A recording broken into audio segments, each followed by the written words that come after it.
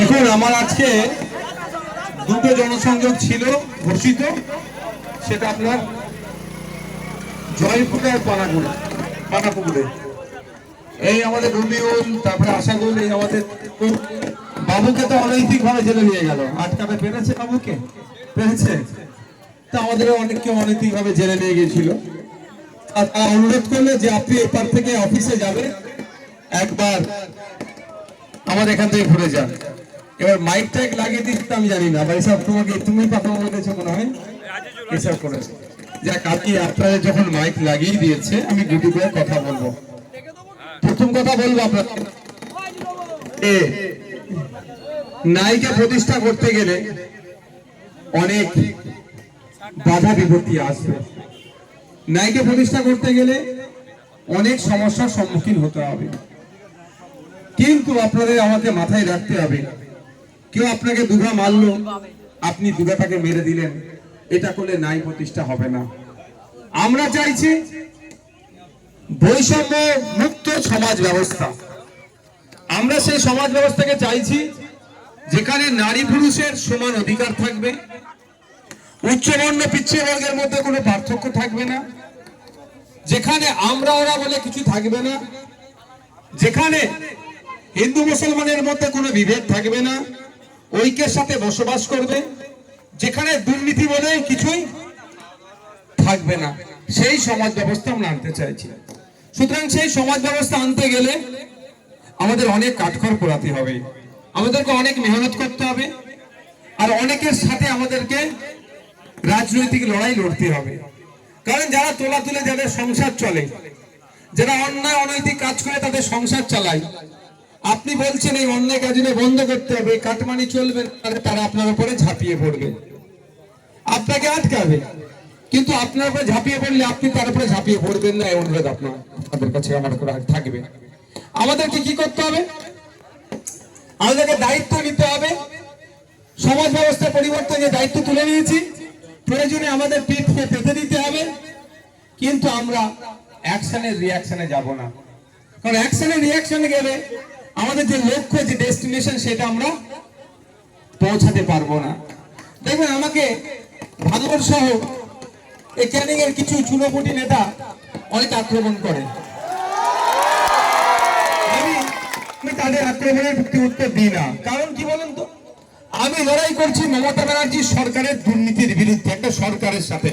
সামান্য যে ওই দলের একটা চুনোপুটির কথায় উত্তর দেওয়ার সময় আমার আছে? আপনাদেরও বলবো, আমি আপনাদেরও বলবো, এই মানসিকতা নিয়ে চলুন যে ও তোলা তুলে খায়, ওর তো রাগ হবেই আমাকে নিয়ে। আমি ক্ষমতায় আসলে তোলা তুলা বন্ধ করে দেবো, ফলে ওর অসুবিধা হবে, সেই জন্য ও একটু চিৎকার চেঁচামেচি করছে। ওটা পাত্তা না দিয়ে মানুষকে সজাগ করুন, মানুষকে সতর্ক করুন, মানুষের পাশে থাকুন, তাদের অধিকার তাদেরকে বোঝানোর চেষ্টা করুন। আমি বেশি কিছু বলবো না, আমাকে অফিসে লোক অলরেডি এসে বসে আছে। আমি একটা কথা বলে, একটা বিষয়ে আমরা কথা বলে আমার বক্তব্য শেষ করব। সেই বিষয়টা কি? SIR। আমার তৃণমূলের যারা নেতৃত্বরা ছিল, তারা বারবার মাইক ধরে ধরে চিৎকার করেছে কি SIR হতে দেব না। ইভেন রাজ্য লেভেলে নেতৃত্বরা বলেছিল SIR হতে দেবে না। ভালো কথা, কিন্তু তাদের কথার সাথে কি কাজের মিল হয়েছে? এই ছেলেগুয়ালিয়াতে SIR করার জন্য রাজ্য সরকারি অফিসার অলরেডি দিয়ে দিয়েছে। তাহলে যিনি বলেছিলেন SIR করতে দেবে না, তিনি অফিসার দিচ্ছে কেন্দ্রের দাদাদের কথা শুনে। আর আমি প্রথম দিন থেকে কি বলে এসেছিলাম, SIR নিয়ে আপনারা আতঙ্কিত হবেন না। আর আজকেও বলছি এখানে ছেলেগুয়ালিয়াতে এসে যে আপনারা SIR নিয়ে আতঙ্কিত হবেন না। এবার SIRটা আমাদেরকে আতঙ্কিত করার জন্য বিজেপি আর তৃণমূল মিলে যুক্তি করেছে। কেমন যুক্তি? শুভেন্দু অধিকারী বলছেন যে পশ্চিমবাংলায় নাকি 1.5 কোটি রোহিঙ্গা আছে, SIR করে সেই রোহিঙ্গাদেরকে দেশ থেকে তাড়িয়ে দেবো, ভোটাধিকার কেড়ে দেবো, আমরা ক্ষমতায় আসবো, এই গল্প শোনাচ্ছে। আপনি বলুন, শুভেন্দু অধিকারী এই কথা যেটা বলছে তার সপক্ষে জীবনের এভিডেন্স দেখাতে পারবে না। কারণ হিসাবে আমি বলছি, ভারত সরকার সুপ্রিম কোর্টে একটা এফিডেভিট দিয়েছে। সেই এফিডেভিটে বলছে সারা ভারতবর্ষে 40,000-এর একটু বেশি রোহিঙ্গা আছে সারা ভারতবর্ষে। 40,000-এর একটু বেশি মানে 41,000-ও নয়, কিন্তু 40,000-এর একটু বেশি আছে। যার মধ্যে সব থেকে বেশি বেশি যে রাজ্যগুলোর মধ্যে 5 নম্বরে আমাদের ওয়েস্ট বেঙ্গল আছে, বিহার, সরি আপনার জম্মু এন্ড কাশ্মীর, দিল্লি, হরিয়ানা, আমাদের ওয়েস্ট বেঙ্গল 5 নম্বরে আছে। যদি আমি গড়ে 8,000 করে ধরি প্রত্যেকটা রাজ্যে রোহিঙ্গা আছে, তাহলে 5 40, 5টা রাজ্যে, তাহলে আমাদের রাজ্যে মাত্র 8,000 রোহিঙ্গা আছে ভারত সরকারের দেওয়া তথ্য অনুযায়ী। আর কিন্তু শুভেন্দু অধিকারী কি বলছে, পশ্চিম বাংলায় নাকি 1.5 কোটি রোহিঙ্গা আছে। কই ভাঙড়ের, যাকে আমি বলিনি, মমতা ব্যানার্জি যাকে বলেছে তুই বোম্বা দিস, তিনি কি তিনি কি শুভেন্দু অধিকারীর বিরুদ্ধে একটাও কথা বলেছে যে কেন তুমি 1.5 কোটি রোহিঙ্গা আছে বলেছো, এর প্রমাণ তোমাকে করতে হবে, না হলে তোমার আমি ওখানে গিয়ে রাত দিন পড়ে থাকবো, তোমার বিরুদ্ধে আমি মিটিং করবো, একবারও বলেছে? সর্বোপরি রাজ্যের মুখ্যমন্ত্রীর বড় দরকার ছিল শুভেন্দু অধিকারীর বিরুদ্ধে কঠোর ব্যবস্থা নেওয়া দরকার ছিল, শুভেন্দু অধিকারীকে ধরে জেলের ভাত খাওয়ানো দরকার ছিল। ও বাইরে থাকলে সম্প্রীতির বাংলায় সম্প্রীতি বিনষ্ট হবে, ঐক্য বিনষ্ট হবে, হিন্দু মুসলমানের লড়াই লাগিয়ে দেওয়ার জন্য। আর এবং যাকে তাকে ধরে রোহিঙ্গা রোহিঙ্গা রোহিঙ্গা রোহিঙ্গা বলেন যে অপচেষ্টা চালাচ্ছে শুভেন্দু অধিকারী, তাকে এতক্ষণ ধরে জেলের মধ্যে রাখা দরকার ছিল। কারণ তোমার সরকার বলছে সারা ভারতবর্ষে রোহিঙ্গা আছে 40,000-এর একটু বেশি, আর তুমি কি করে বলছো 1.5 কোটি শুধু পশ্চিম বাংলাতে আছে? ভুল কথা বলছো, ভুল কথা। তুমি যে কথা বলেছো তার সপক্ষে তোমাকে দলিল দিতে হবে, প্রমাণ দিতে হবে, অন্যথায় তোমাকে জেলের মধ্যে রাখবো। এই মমতা ব্যানার্জি সরকার ব্যবস্থা গ্রহণ করেছে বলুন? করেনি। উল্টে আমরা কি দেখছি, আমাদের কলকাতা পুলিশের সিপি স্যারকে শুভেন্দু অধিকারী মহাশয় অকথ্য ভাষায় গালিগালাজ করলো, তাকে ধরে জেলে রাখলো না। আর আমরা কলকাতায় ওয়াকফ সংশোধনী আইন আর এই এসআইআর নিয়ে নাগরিককে হয়রানি করা যাবে না, নাগরিককে আতঙ্কিত করা যাবে না, ফেক এসটিএসসি সার্টিফিকেট বাতিল করতে হবে, ওবিসি সার্টিফিকেট নিয়ে যে নাটক চলছে এটা বন্ধ করতে হবে, ওবিসি এ ক্যাটাগরিকে আবার পুনরায় ফেরত নিয়ে আসতে হবে যারা ছিলেন। এই দাবি নিয়ে কলকাতায় যখন আমরা নামলাম, আমাদেরকে ধরে অ্যারেস্ট করলো। তাহলে বিজেপি আর তৃণমূল আলাদা মনে হয়? পাড়াতে মনে হচ্ছে আমরা তৃণমূলের যারা আমাদের নেতারা আছে, পাড়ার নেতারা ভাবছে সব বে করে দেবো, কিন্তু একটু খোঁজ নিয়ে দেখুন আপনার দলের নেত্রী তথা রাজ্যের মুখ্যমন্ত্রীকে কাশ্মীরের জঙ্গিদের সাথে যুক্ত করে আছে বলে এ কথা বলেছিল। কই আপনার নেতা বর্তমানে যিনি এখন নেতা সাজছে, কাক হয়ে যিনি এখন বক্স সাজার চেষ্টা করছেন, কই শুভেন্দু অধিকারীর বিরুদ্ধে দুটো কথা বলেছে? ওরা ভালো করে জানে ওদের দুর্নীতি এত পর্যন্ত হয়ে গেছে। শুভেন্দু অধিকারীকে চটালে শুভেন্দু অধিকারীর বস ইডিকে কন্ট্রোল করে স্বরাষ্ট্র দপ্তর, ইডি বা সেন্ট্রাল ফোর্স পাঠিয়ে যদি তুলে নিয়ে চলে যায়, ভয়ের জন্য শুভেন্দু অধিকারীর বিরুদ্ধে কথা বলতে পারে না। নরম মাটি নওশাদেরকে ভালো লাগে বিরুদ্ধে কথা বলতে। তবে একটা কথা, নওশাদ সিদ্দিকী যেভাবে তৃণমূল কংগ্রেসের সমালোচনা করে, দুর্নীতির বিরুদ্ধে কথা বলে, একই ভাবে বিজেপি যেভাবে মানুষকে, দেশের মানুষকে বোকা বানাচ্ছে, একই ভাবে তাদের বিরুদ্ধে লড়াই করে। ওদের মতো 100টা নয়, সারা রাজ্যে 77টা অফিসিয়ালি সিট আছে এমএলএ বিজেপি, আর সংযুক্ত মোর্চার তথা আইএসএফ এর মাত্র একটা। কই কোথায় দেখেছেন বিজেপি যে সিটগুলোতে জিতে আছে সেগুলোকে হারাবার জন্য একটা কোনো পরিকল্পনা ওদের আছে? কোন পরিকল্পনা আছে? কিন্তু কোথায় একটা আইএসএফ এর সংযুক্ত মোর্চার বিধায়ককে হারাতে হবে, কারণ একটা সংযুক্ত মোর্চার বিধায়ক আইএসএফ এর বিধায়ক তো ওদের 77-এর থেকে বেশি কাজ করছে। ওই জন্য তৃণমূলের বন্ধুরা আমাদেরকে কি বলে, আমরা নাকি প্রার্থী দিলে বিজেপি চলে আসবে। ভাঙড়ের জায়গা থেকে দাঁড়িয়ে আমরা তৃণমূলের বন্ধুদেরকে একটা কথা বলবো, সাধারণ নাগরিককে একটা কথা বলবো, একটা এগ্রিমেন্ট হোক, মমতা ব্যানার্জি সই করবে আর আমাদের দলের প্রাণ পুরুষ প্রতিষ্ঠাতা পীরজাদা আব্বাস সিদ্দিকী সই করবে। আগে এগ্রিমেন্ট হবে কি, আইএসএফ যেখানে যেখানে প্রার্থী দেবে, যদি বিজেপি আসে ওই জায়গায় সিটে জিতে, তাহলে তৃণমূল যা শাস্তি দেবে আমরা আইএসএফ এর নেতারা সব মাথা পেতে মেনে নেব। অসুবিধা আছে নাকি? আর এগ্রিমেন্ট হবে আইএসএফ যেখানে যেখানে প্রার্থী দেবে না, সেই যেখানে বাকি জায়গায় তৃণমূল প্রার্থী দেবে। ওখানে যদি বিজেপি আসে, তৃণমূল যেখানে প্রার্থী দেবে সেই সেই জায়গায় যদি বিজেপি আসে, তাহলে আইএসএফ যে শাস্তি দেবে তৃণমূলরা মাথা পেতে মেনে নেবে। চলো মেনে নাও। তাহলে দুধকে দুধ পানিকে পানি বোঝা যাবে। 1998 সালে বিজেপির গর্বে তৃণমূলের জন্ম হয়েছে। যতই আমরা যাই করি না কেন, গর্বে যে শিশুকে আমরা পালন করেছে মায়েরা, শিশু যতই বিগড়ে যাক না কেন, ছেলে দিনের শেষে ছেলের জন্য মন কাঁদে না মা? মা মন কাঁদে না?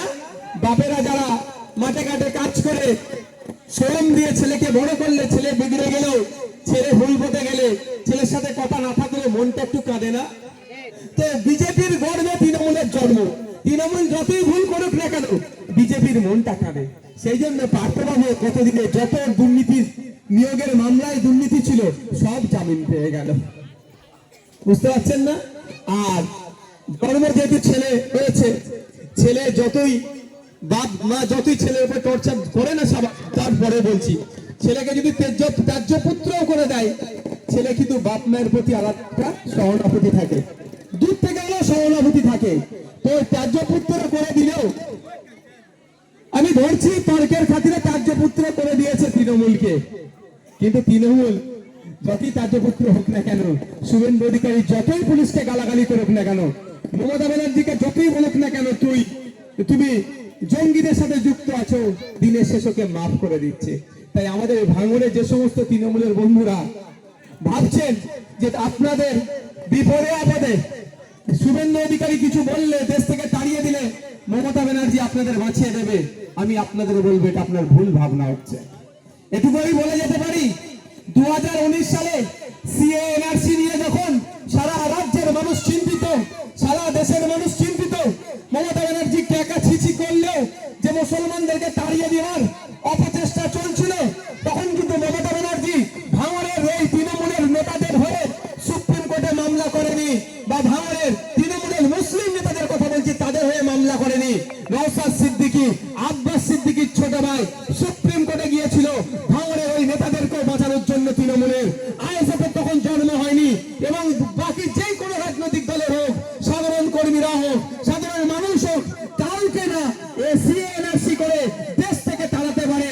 সেই জন্য কোন মমতা ব্যানার্জি, কোন অভিষেক ব্যানার্জি, কোন ক্যানিং পূর্বের নটোরিয়াস ক্রিমিনাল সুপ্রিম কোর্টে মামলা করেনি, আব্বাস সিদ্দিকীর ছোট ভাই মামলা করেছিল। এটা মাথায় রাখবেন আপনারা। যারা মাইক ধরে আমাকে খুব বলছে, বলুন, কোনো সমস্যা নেই, আমার সময় নাই ওটার উত্তর দেওয়ার। শুধু আমি মনে করিয়ে দিতে চাই, যখন সিএ করে বিজেপি বলেছিল যে মুসলমানদের দেশ থেকে তাড়িয়ে দেবো, এটা বলেনি যে তৃণমূলের মুসলমানদের রেখে দেব, বলেছিল মুসলমানদের দেশ থেকে তাড়িয়ে দেবো, বাংলা থেকে তাড়িয়ে দেবো। তখন তৃণমূলের সুপ্রিমো বা অভিষেক ব্যানার্জি আপনাদের দেশে রেখে দেওয়ার জন্য মামলা করেনি। মামলাটা কে করেছিল? বর্তমান যিনি এখন ভাঙড়ের বিধায়ক নওশাদ সিদ্দিকী করেছে। আপনি এখানে আছেন, আপনি যে এখন ভাঙড়ে আছেন, ক্যানিং এ আছেন, এজ মুসলিম, তারাইনি, আপনারা বলছো তাড়িয়ে দেবে, তাহলে এটার কিন্তু অবদানটা নওশাদ সিদ্দিকী ক্রেডিট কিন্তু একটু পাবে ভাই। সুতরাং বলছেন বলুন, আমার আরো প্রচার হচ্ছে। নওশাদ সিদ্দিকী যত বলবে, রাজ্যের যেখানে যেখানে আমার নামটা পৌঁছাতে বাকি থাকবে, আপনাদের জন্য পৌঁছে যাবে। আমি আপনাদেরকে ধন্যবাদ জানাই। আমার নামে ভালো করে চর্চা করুন। আমার নামে চর্চা করে যদি কেউ রোজ পেয়ে, যিনি 500 টাকা 700 টাকাটা রোজ পায়, অসুবিধা আছে নাকি আপনাদের ভাই? তাহলে সংসার চলছে নাকি? চলুক, তবে আমার একাই শালীনতা বজায় রাখবেন, কারণ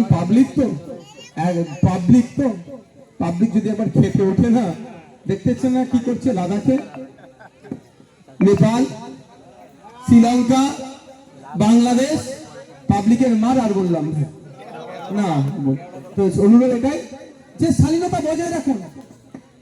you have to right, you can criticism, আপনার অধিকার আছে, আপনি কারো সমালোচনা করতে পারেন। একদম এটা আমি সমালোচনা হবে না এটা আমি বিশ্বাসী না। আমি চাই সমালোচনা হোক, সমালোচনা যত হবে তত কাজের গতি বাড়বে মানুষের, সমালোচনা যত হবে কাজের নৈপুণ্য তত আসবে। আমি এটাকে ওয়েলকাম জানাই। তবে সমালোচনাটা ভাষাটাকে একটু ঠিক রাখবেন, কারণ আজকে যে চাঁদে আছে উপরে আছে, কালকে সে নিচে নামবে। এটা যুগের নিয়ম ভাই, এটা যুগের নিয়ম। আজকে যে নিচে আছে কালকে সে উঠবেই ওপরে। যেমন রাত্রি আসলে যত রাত গভীর হবে তত সকালের দিকে আমরা কি এগিয়ে যাই, এটা নিয়ম। আবার যত বেলা গড়িয়ে আসবে তত আমরা সন্ধ্যার দিকে এগিয়ে যাই। এটা সিস্টেম, এটা সাইকেল। এই সাইকেলিং সিস্টেমে আপনিও পড়বেন, আমিও পড়বো। সুতরাং আমি যদি এখন ক্ষমতার মধ্য গগনে আছি বলে মানুষকে মানুষ ভাববো না, অমানুষের মতো আচরণ করব, কালকে কিন্তু আমি ক্ষমতা থেকে যুগের নিয়মে, যুগের তালে, কালের তালে আমি ক্ষমতাচ্যুত হব। সেই দিনটার কথা ভেবে আজকে আমাকে কি করতে হবে, চলতে হবে। এতটুকু মাথায় রাখবেন। তো বন্ধুগণ, একটা বিষয় বলে ছেড়বো, সেটা হচ্ছে এসআইআর। তৃণমূলের লোকজন বলেছিল এসআইআর হতে দেবে না, অলরেডি তৃণমূল এসআইআর এর জন্য অফিসার দিয়ে দিয়েছে রাজ্য সরকার। তাহলে কি করবে? এই ছেলে গোয়ালিয়াতে খোঁজ এসছে, খবর পাচ্ছেন বাঘ এসেছে। তো বাঘ আসার জন্য নজরুল বাবু আপনি কি ঘরে ঢুকে তালা দিয়ে বসে থাকবেন? রবিউল, তুমি বলো, আমার ক্লাসমেট, একসাথে আমরা পড়াশোনা করেছি, তুমি কি তালা মেরে বসে থাকবে ঘরে? উচিত হবে কি? মানে এ বাঘ তো ধরে নিয়ে আসা হয়েছে, এ বাঘ ভোটকে চলে আসেনি যে রাস্তায় ভোটকে এসেছিল আবার ফিরে যাচ্ছে। এ বাঘকে তো ধরে নিয়ে আসা হয়েছে আপনাকে ভয় দেখানোর জন্য। বাঘ যাবে না। তাহলে কি করতে হবে? তৃণমূলের বন্ধুরা বলেছিল তোমাদের চিন্তা নাই, এসআইআর আমরা হতে দেব না। আর খোঁজ নিয়ে দেখছি তৃণমূলের বন্ধুই এই ছেলে গোয়ালিয়াতে এসআইআর এর জন্য অফিসার দিয়েছে। বুঝতে পারছেন? তাহলে তৃণমূলের প্রতি আমার ভরসা করা ভুল হবে না। তাহলে বাঘ এসেছে, আমাদের কি করতে হবে? ঘরে ঢুকে না থেকে বাইরে বার হন। মায়েরা, বাপেরা, জওয়ান, যুবক, বৃদ্ধ যারা আছে আসল রাস্তায় বাঘকে ধরে খাঁচাই আমরা ভরবো। আমাদের জন্য খাঁচাই ভরবে না, বাইরে বার করে রাখবে। শুভেন্দু অধিকারী বাঘকে আনছে আর মমতা ব্যানার্জি ঠেকাচ্ছে। বাঘ ফিরে যেত। বাঘের যদি এখানে না খাবার পেত, বাঘ ফিরে যেত। এখানে ভেড়া, কুকুর, বিড়াল, কুকুর বললে অনেকের আবার রাগ হয়ে যাচ্ছে, কি জ্বালা, কি জ্বালা বলো তো? বুঝানোর জন্য বলছি, ভেড়া, কুকুর, বিড়াল বাঘকে দিয়ে খাবার দিয়ে রেখে দিয়েছে। এখানে এসে খাবার না পেলে বাঘ ফিরে যাবে তো। সেখানে বাঘের মধ্যে খাবার জুটিয়ে রেখেছে, তুই খা আর এখানে বসে থাক। অফিসার উনি, আমি কাউকে উদাহরণ তুলনা দিচ্ছি না ভাই, বলবেন না আবার অফিসার কেউ করছে না। আমি উদাহরণের জন্য বুঝাচ্ছি শুধু, আমি তুলনা করছি না। তাহলে উনি বলছেন এসআইআর হবে না, আবার উনি এসআই অফিসার দিচ্ছে, মানে বিচারিতা হচ্ছে। তারপরে আমি একটা কথা বলে যাচ্ছি, এখানে এসআইআর এ যদি কোনো তৃণমূলের বন্ধুর নাম ইচ্ছা করে ওরা বাদ দেয়, তাদের হয়ে তৃণমূল হয়তো লড়াই করবে কি বলতে পারবো না। আমি আপনাদের বিধায়ক হিসেবে বলে যাচ্ছি, তখন আমি তৃণমূল দেখবো না, এসে দেখবো না, ওই ভাইয়ের ভোটার বাঁচানোর জন্য আমি লড়াই করবো। যেরকম আমি কথা দিয়েছি, এখনো আমাদের রাজ্জাক ভাইয়ের পরিবার যদি আমার সাথে যোগাযোগ করে, ওর মামলা আমি চালাবো। যারা ওকে খুন করেছে একটাও ছাড় দেবো না, মানে একজন বিধায়ক হিসেবে আমার দায়িত্ব। তাই আপনাদের বলবো, আপনাদের ডকুমেন্ট ঠিক করুন। নামের বানান ভুল আছে, ওই নামের বানানটা কি করবে, ঠিক করে নিতে হবে। আমি একটা কথা উদাহরণ দিই, মোল্লা মোহাম্মদ আব্দুল করিম, মোল্লা মোহাম্মদ আব্দুল করিম আপনার নাম, ভোটার কার্ডে ঠিক আছে, আধার কার্ডে কি আছে, আব্দুল করিম মোল্লা মোহাম্মদ, প্যান কার্ডে আলাদা নাম, স্কুল সার্টিফিকেটে মোল্লা বানান ভুল, MOLL এইচ কেউ করে MOLL দিয়ে ছেড়ে দিয়েছে। তাহলে এই যে সমস্যাটা আপনাদের আছে, এটাকে আপনারা কি করবেন, শুধরে নেবেন, ঠিক করে নেবেন। এটা আপনাদের কাছে অনুরোধ করছি। আর একটা আমি আপনাদেরকে, বাইকটা ছেড়ে দাও তো ভাই, আমি আরেকটা কথা আপনাদেরকে বলি, এদিকে তাকা, ও সাইড দিয়ে দেবে। আরেকটা কথা বলি, আপনারা ভয় না পাওয়ার জন্য এটা বলে যাচ্ছি। কি বলে যাচ্ছি, এখানে যারা সবাই আছেন, আপনাদের নানির বাড়ি কোথায় বলুন, বলুন? পাকিস্তানে, আফগানিস্তানে, বাংলাদেশে নয় তো, মায়ানমারে, শ্রীলঙ্কাতে, আপনাদের ইন্ডিয়াতে, ওয়েস্ট বেঙ্গলে, ঠিক আছে। দাদির বাড়ি কোথায়, এখানে। আপনারা ভয় পাবেন কেন? আমি নানির বাড়ি, দাদির বাড়ি, কবরের কথা বললে অনেকের রাগ হয়ে যায়। আপনাদেরকে ওরা আতঙ্কিত করতে চায়, আর আমি বলি আতঙ্ক মুক্ত থাকবে। এবার আপনারা বলুন, যে জায়গায় আপনারা আছেন, মায়েদের বলি, মায়েরা একটু বেশি ভয় খেচ্ছে, মায়েরা বেশি ভয় খেচ্ছে। মায়েরা আপনারা বলুন, আপনি যে ঘরটাতে আছে এখন, আপনার বাড়ি যেটা, অনেকে বলে না বাপের বাড়ি আর স্বামীর বাড়ি, আমি এর বিরোধী চরম। ওটা বাপের বাড়ি, এটা নিজের বাড়ি। এটা আমি বলি না যে শ্বশুর বাড়ি আর বাপের বাড়ি, এ আমি পছন্দ করি না, একদম বলতে দেবেন না। ওটা ছিল বাপের বাড়ি, আর এখন এটা আপনার নিজের বাড়ি। মাথায় থাকবে তো মা? ওসব অনেক গল্প হয়েছে, শ্বশুর বাড়ি গেছে মেয়ে, কি রে শ্বশুর বাড়ি, মেয়ে তার নিজের বাড়িতে আছে। আমার বাপের বাড়ি যখন এসে আমার বাড়িতে এসেছে। তো আপনি আপনার যে বাড়িতে আছেন কিভাবে পেলেন? আপনার স্বামী আপনাকে বিয়ে করে নিয়ে এসছে, আপনাকে সেই মানে রেকগনাইজ করেছে, সার্টিফিকেট আছে, মৌলানা সাহেব ডেকে বিয়ে করে নিয়ে এসছে, স্বামীর নিয়ে এসছে, আপনার আপনি বাড়িতে চলে এসছে। এই বাড়ির কাগজটা কোথা থেকে এসছে? আপনার শ্বশুরের জায়গায়, তাই তো মায়েরা? আপনারা আছেন কোথায়? ছেলেদের কথা পরে বলছি, আছেন কোথায়? আমার না, শ্বশুর বাড়ি না, আপনার বাড়িতে আছেন, কিন্তু জায়গাটা কার ছিল? শ্বশুরের জায়গা। শ্বশুরের জায়গা আপনি পেয়েছেন ভাগে, তো আপনার শ্বশুর জায়গাটা কোথা থেকে পেল?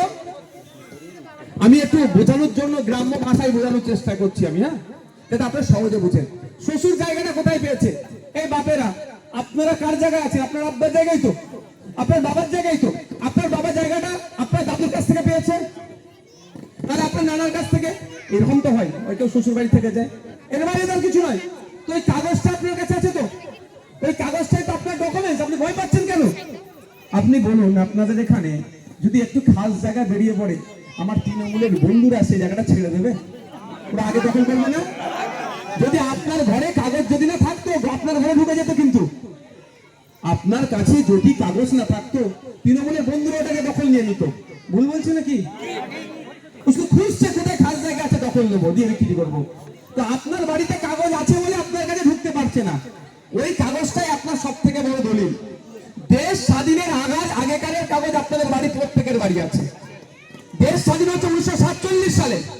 আপনারা খুঁজে দেখুন, আপনাদের প্রত্যেকের বাড়িতে দলিল আছে, পর্চা আছে, CSRSLR দলিল পর্চা আছে। দেখুন, সব 1935, 1928, 1900 সালের দলিল আপনাদের প্রত্যেকের বাড়িতে আছে। ভুল বলছি নাকি? তাহলে ওইটাই তো আপনাদের কাগজ। ভয় পেয়ে যাচ্ছেন কেন? ওই কাগে কান নিয়ে চলে গেছে বলে কাগের দিকে তাকাবেন না, নিচের কানে হাত দিয়ে দেখুন, আপনার বাড়িতে কাগজ আছে। হরিণের পেটে মৃগনাভি, হরিণ সারা জঙ্গল খুঁজছে, এত খুঁজবো কোথা থেকে এসছে? আরে আপনাকে যে চমকাচ্ছে, কেন চমকাচ্ছে? চমকে ভোটটা নেবে আপনার। আর আমি বলছি, আপনি ভোট আমাকে দেবেন না দেবেন আপনার ব্যাপার, কিন্তু কাগজ আপনার বাড়িতে আছে।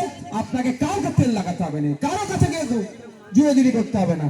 শুধু নামের বানানগুলো আপনারা একটু ঠিক করে দেবেন। মাথায় থাকবে তো ভাই? তাহলে এই যদি কাগজের নাম করে কি আমার মাল চাই, SIR এর তোর নাম থেকে যাবে, কিছু মাল দাও, বিশ্বাস নেই, তার ফাঁদে পড়বেন। শুধু কি করবেন আপনারা? কাজ কি? নামের বানান ঠিক করা। আর একটা কাজ আপনাদের করতে হবে, কি গুরুত্বপূর্ণ কাজ, সেটা যে অফিসার আপনাদের এখানে বুথ নম্বর কত, 123 নম্বর বুথের জন্য একজন অফিসার অলরেডি মমতা ব্যানার্জি দিয়ে দিয়েছে আপনাদের জন্য। এবার বাস দেওয়ার জন্য দিয়েছে না ভালো করার জন্য দিয়েছে, সেটা মমতা ব্যানার্জি ভালো জানে আর মোদি ভালো জানে। কিন্তু আমরা আমাদেরটা বুঝে নেব। যে অফিসার আসবে তার নাম, সে কোন দপ্তরে চাকরি করে, তার ফোন নাম্বার, তার ছবিটা তুলে রাখবেন। কি বললাম? আর যে কাগজগুলো চাইবে একটার পর একটা দিতে থাকবেন। সব সেগুলো ঠিক করে, কোনো ব্যাপার নয়। আর যদি মনে হয় আমার পাড়ার রাম কাকার বা রহিম চাচার নামকে ডিভোটার বানিয়ে দিয়ে চলে গেছে, ফতেমা মায়ের নাম বা সরস্বতী মায়ের নামে ডিভোটার বানিয়ে দিয়ে চলে গেছে, ওই নাম কোন দপ্তরে চাকরি করে ছবি আছে, ওই ব্যাটার নামে আপনাদের বিধায়ক আইনি লড়াই করবে। আপনারা চিন্তিত হবেন না, আপনারা আতঙ্কিত হবেন না, মাথা তুলে বাঁচবেন। দেশের নাগরিক, আপনার দাদুরা দেশকে স্বাধীন করার জন্য লড়াই করেছে, আর আপনি আজকে ভয় পাচ্ছেন। বরঞ্চ যাদের দাদুরা ব্রিটিশের গোলামতি করেছে, ব্রিটিশের পা চেটে বেরিয়েছে, ব্রিটিশের জুতো চেটেছে, ব্রিটিশদের টাকায় মাইনে নিয়েছে, তারা আমাকে বেগনাগরিক করবে। শুধু আমাদেরকে ভয় দেখানো হচ্ছে। তাহলে মাথায় থাকবে, এই কাজগুলো করবেন। এলাকায় রাজনৈতিক মতপার্থক্য ছিল, আছে, থাকবে, এটা স্বাভাবিক ব্যাপার, কিন্তু মনের পার্থক্য আপনারা আনবেন না, এটা অনুরোধ করছি। দিনের শেষে আপনারা প্রতিবেশী, এটা মাথায় রেখে আপনারা আচরণ করবেন। সকলে ভালো থাকবেন। আমাকে ভাই, আমি বক্তব্য সংক্ষিপ্ত করছি, আমাকে দ্বিতীয় জায়গায় যেতে হবে। চলো না, দিয়ে দেবে।